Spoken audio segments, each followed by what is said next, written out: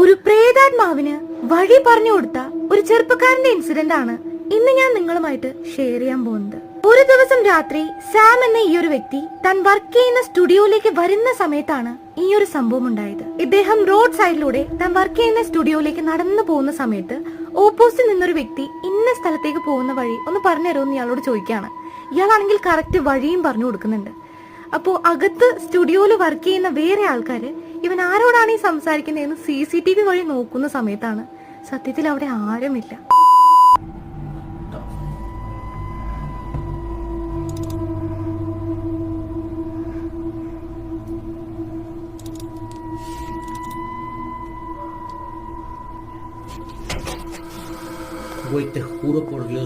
എന്നാലും ആരെയായിരിക്കും ആ ഒരു വ്യക്തി കണ്ടിട്ടുണ്ടാവുക?